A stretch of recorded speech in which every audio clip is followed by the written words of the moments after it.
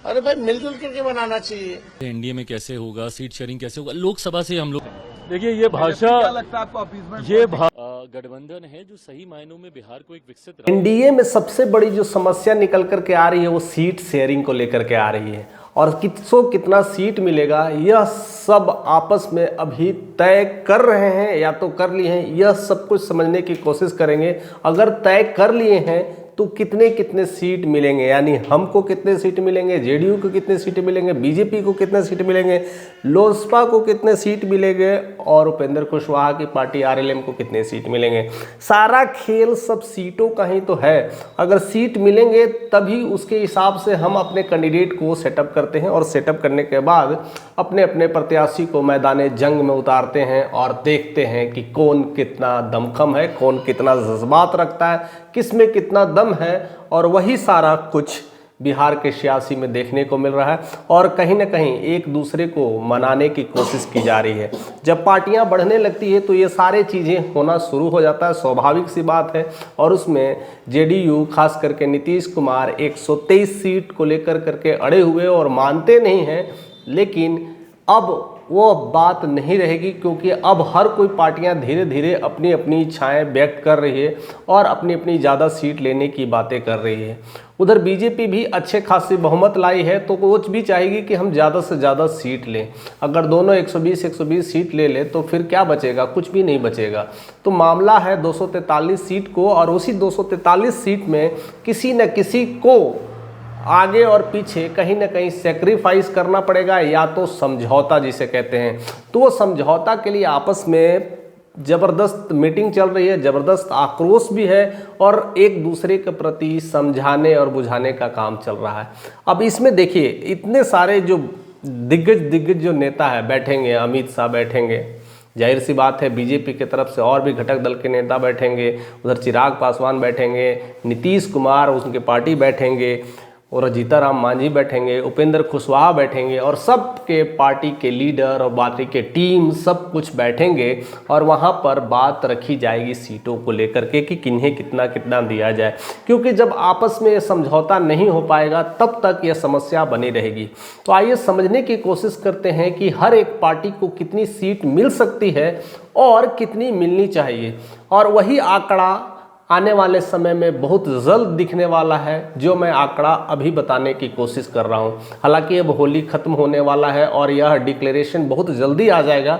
वो सब सारी चीज़ें को हम टैली करके देखेंगे कि कहां तक विश्लेषण सही जा पाता है। तो सबसे पहले जेडीयू की बात करते हैं।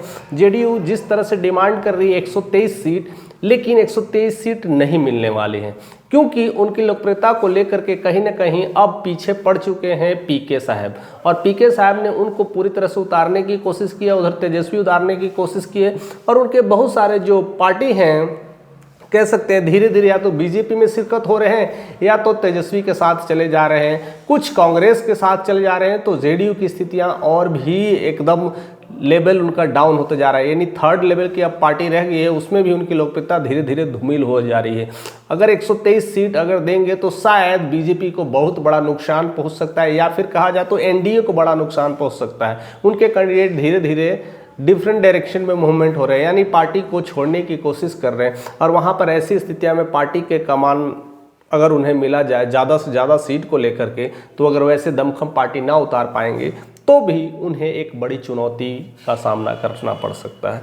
अब देखना है कि उन्हें कितना दिया जाए, और उसी को लेकर के नाराज़गी और रूसाफुली, ये तो सर चीज़ पता ही है कि क्या क्या चीज़ें चलता है। बट अब उन्हें किस तरह से लपेटा जाएगा, यानी उन्हें 100 सीट पर मनाने की कोशिश की जाएगी। 100 सीट से ज़्यादा उन्हें नहीं मिलने वाला है, और उससे कम पे नीतीश कुमार भी नहीं मानेंगे, क्योंकि वो भी एक बड़े नेता के रूप में रहे हैं, 15-20 सालों से मुख्यमंत्री को पद संभाल रहे हैं, और अपनी पूरी तरह से उम्मीदवार उतना लाने की पूरी स्थितियां तय करेंगे। अदरवाइज एनडीए में टूट हो सकती है। बड़े लीडर में ये सब सारा चीज़ें चलता है, चाहे वो जीत पाए या ना जीत पाए, लेकिन अपनी उतनी सीमा वो पहुँच के ही रहेंगे। यानी 100 सीट तो कन्फर्म हो गया, बचा 122-23 सीट का बचा है। 123 सीट में अब किस तरह से बंटवारा किया जाए। अगर हम कह दें कि बीजेपी अब सबसे लार्जेस्ट पार्टी के रूप में उभर रही है, अगर वो भी 100, 100 प्लस मांग ले तो भी खेला खराब हो सकता है। यानी 120-30 के बाद तो मांगे नहीं, यानी टोटल 243 चाहिए था, यानी 143 सीट अभी भी बची हुई है। अब 143 सीटों में से बंटवारा करना है बाकी के इन 3 घटक दलों में। अब देखिए, अब सारा खेल है कि अब उधर जीतनराम मांझी भी कहीं ना कहीं कि हम तो सोचते हैं कि 20 सीट हमको मिले तो अच्छा है करके किया जा रहा है, लेकिन उनको कम से कम 9 से 12 सीट में आसपास में कोशिश करेंगे कि वहीं पर उनको रख दें और वहीं पर उनकी कोशिश की जाएगी। यानी 9 सीट मिलना तय है, तो 9 सीट उधर मिल जाएगा, तब उपेंद्र कुशवाहा भी अपनी दमखम लगाएंगे और वहां से उन्हें 6 सीट लेने की कोशिश करेंगे। क्योंकि जीतनराम मांझी को पहले जेडीयू ने, यानी नीतीश कुमार की पार्टी ने 7 सीट पहले से दे रखा था, अब वो एनडीए की तरफ से मिल रहा है, तो 7 की जगह पर उन्हें 9 मिलेगा और उपेंद्र कुशवाहा को 6 सीट मिलेगा, यानी 9-6-15 सीट यहाँ पर हो गई। अब देखना है कि बीजेपी और चिराग में ही मामला गड़बड़ हो रहा है कि अगर चिराग को कम देंगे तो बीजेपी को ज़्यादा मिलेगा और बीजेपी को कम दे तो चिराग को ज़्यादा मिलेगा। तो इसको लेकर के एक दांव पेच फंस रहा है कि अब चिराग को कितनी दी जाए सीट। तो कई लोग ऐसा प्रयास लगा रहे हैं और कयास लगा रहे हैं कि उनके जितने सांसद हैं, उनके संसद में जितने प्रत्याशी आते हैं उसके हिसाब से सीट दिया जाए। तो देखा जाए तो 5-6 आते हैं, माने कि आप एमएलए उनके साथ ले सकते हैं, यानी 25-30 सीट तो उन्हें चाहिए, लेकिन इतने पर वो भी नहीं मानने वाले हैं, उनको भी 30 से 40 सीट आसपास में चाहिए। लेकिन एक आंकड़ा कहता है कि उन्हें 28 सीट देने की पूरी तैयारी हो रही है। तो ऐसे अगर देंगे तो कहीं ना कहीं बीजेपी 100 प्लस के साथ खड़ा हो सकते हैं, लेकिन अगर 100 प्लस के साथ जाएगा तो बीजेपी को छोड़ने के लिए नीतीश कुमार भी टकरार कर देंगे। अच्छा भैया, मुझे 100 दिए हो, आप ले रहे हो 120, यहाँ पर भी वो नहीं मानने वाले, फिर आपस में एक टकरार पैदा होगी और कहीं ना कहीं इसको लेकर के समस्या हो सकती है। तो बीजेपी या तो 100 रखेगी, अगर वो 100 रखती है तो लोक जनशक्ति पार्टी को 28 सीट देंगी। अगर वह अपनी 5 सीटें कम कर पाती है, अगर 5 सीटें कम कर पाती है तो वह सीट इधर से बढ़ा सकती है, यानी 28+5 कर सकती है, यानी उतना सीटें मिलने की संभावना है। और इन्हें भी कुछ 1-2 सीटें देकर के बढ़ा सकती है, यानी जीतनराम मांझी को भी 2 सीटें इधर बढ़ा सकती है और उपेंद्र कुशवाहा को भी 2 सीट बढ़ा सकती है। यानी उनको 9 से 12 के 10 से 12 के बीच में ही उनको कोशिश की जाएगी जीतनराम मांझी को, और कहीं ना कहीं उपेंद्र कुशवाहा को 8 सीट के आसपास सेटिंग करने की प्रवृत्तियां होगी और ऐसे ही पार्टी का एक अच्छा प्रारूप तैयार हो सकता है। अदरवाइज ये लड़ाई चलती रहेगी और इसमें क्लैरिटी कभी नहीं आ पाएगी, और जिसको लेकर करके कहीं ना कहीं यह एक बाद में एक बड़ा विद्रोह हो सकता है और उस विद्रोह में एनडीए की पार्टी टूट भी सकती है, क्योंकि सारा खेल सीट का ही है और सारा खेल उसके बाद जीत का है। यानी सीट और जीत एक साथ का कॉम्बिनेशन है। इस कॉम्बिनेशन को कहीं ना कहीं समझने के लिए एक से एक लोग वहां पर शिरकत हो रहे हैं और कहीं ना कहीं सीटों को लेकर के खींचातानी भी चल रही है। यानी अब बात समझौता की है और उस बात को सीक्रेट की बात है। अब कौन पर कैसा प्रत्याशी भारी पड़ता है ये तो सर वक्त बतलाएगा, लेकिन सीट का जो अवलोकन हो चुका है यह इसी तरह का अवलोकन होने वाला है और वह फार्मूला पूरी तरह से रेडी हो चुका है। अब बस होली का इंतजार था, अब होली खत्म होने वाली है। ये कभी भी फार्मूला की घोषणा हो सकती है, कभी भी रिवील हो सकती है कि किनको किनको कितनी सीट मिलेगी। फिलहाल कई सारी अटकलें अभी भी बनी हुई है कि किनको इतना सीट देना चाहिए कि नहीं, अगर उतना दें तो ये खड़े उतर पाएंगे कि नहीं। और दूसरी चीज़ अभी लेकर के जो फंस रही है, दाव पेच कह सकते हो, जीतनराम मांझी और चिराग पासवान को लेकर के फंस रही है, क्योंकि जीतनराम मांझी एक बहुत सीनियर लीडर हैं और कई सालों से राजनीति में रह चुके हैं, तो वो भी कहीं ना कहीं चिराग पासवान की तरह सीट डिमांड करने की कोशिश कर रहे हैं और कहीं ना कहीं उनको लेकर के भी एक टकराव पैदा हो गया है। अगर ये 2 नेता आपस में टकराते हैं तो सबसे ज़्यादा दलित, महादलित और पासवान को झटका लगने वाला है, यानी वैसे वोटर्स को बड़ा नुकसान पहुंच सकता है। तो यह भी एक बहुत बड़ी चुनौती है कि किस तरह से सीट को लेकर करके आगे पीछे किया जा सकता है।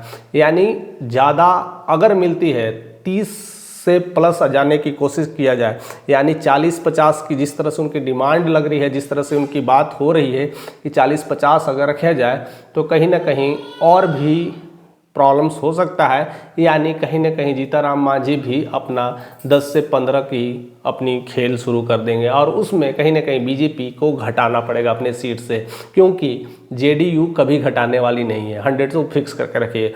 अब बचा 143 सीट में ही सब कुछ समेटना है। अगर 40 दे दें तो यानी 103 बच गया। 103 में से फिर अगर 13 इसको दे दे यानी जीताराम मांझी को तो 90 सीट बच गया। 90 में से 10 इसे दे दे उपेंद्र कुशवाहा को तो 80 सीट बच गया। तो क्या लगता है कि बीजेपी को 80 सीट लेकर के अपने पार्टियों को खुश कर करके यह समझौता प्रस्ताव पास किया जा सकता है, या फिर वो बीजेपी नहीं मानेंगे, अमित शाह नहीं मानेंगे, क्योंकि कहीं ना कहीं यह क्लियर हो चुका है कि आने वाला मुख्यमंत्री बीजेपी के कैंडिडेट से ही होगा। बीजेपी ही अपनी ही नई मुख्यमंत्री को घोषणा करेंगे और नीतीश का कहीं ना कहीं अब चैप्टर द एंड होने वाला है। तो इसको लेकर के पूरी तरह से हर कोई पार्टियां ज़्यादा सीट को लेकर के उभरने की कोशिश है।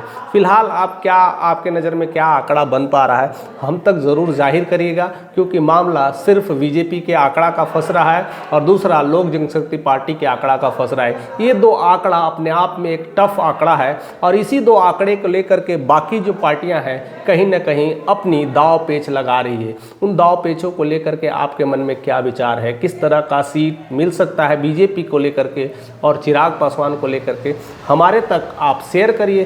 चैनल पे नए तो सब्सक्राइब करिए और अपना एक कह सकते हैं ना अपना एक कंट्रीब्यूशन जरूर करिए लाइक के साथ।